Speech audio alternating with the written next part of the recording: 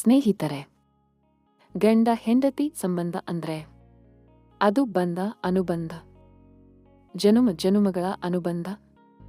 ಇಂತಹ ಸಂಬಂಧಗಳನ್ನು ನಾವು ಅನಾದಿ ಕಾಲದಿಂದಲೂ ನೋಡುತ್ತಲೇ ಬಂದಿದ್ದೇವೆ.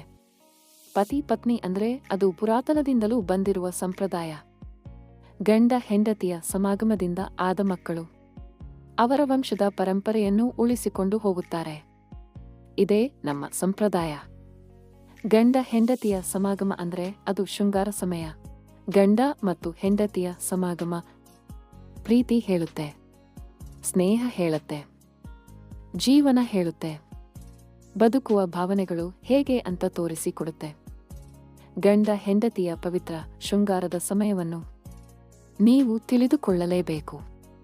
ಗಂಡ ಮತ್ತು ಹೆಂಡತಿ ಈ 3 ವೇಳೆಯಲ್ಲಿ ಶೃಂಗಾರವನ್ನು ಮಾಡಲೇಬಾರದು. 1. ಬೆಳಗಿನ ಜಾವ ಗಂಡ ಮತ್ತು ಹೆಂಡತಿ ಯಾವತ್ತೂ ಕೂಡಬಾರದು.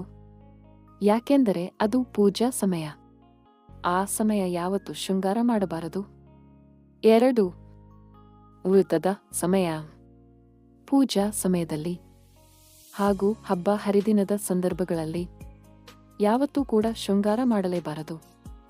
ಯಾಕಂದ್ರೆ ಹಿರಿಯರು ಅನಾದಿ ಕಾಲದಿಂದಲೂ ಮಾಡಿಕೊಂಡು ಬಂದಿರುವ ಪದ್ಧತಿಯ ಪ್ರಕಾರ ಹಬ್ಬ ಹರಿದಿನಗಳು ಅಂತ ದೇವರಿಗೆ ವಿಶೇಷವಾದ ಪೂಜೆ ಸಲ್ಲಿಸುವ ಕಾರ್ಯಕ್ರಮವಾಗಿರುತ್ತದೆ.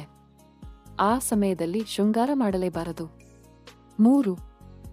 ಸೂರ್ಯಗ್ರಹಣ, ಚಂದ್ರಗ್ರಹಣ ಸಂದರ್ಭದಲ್ಲಿ ಪತಿಪತ್ನಿಯರು ಒಂದಾಗಬಾರದು.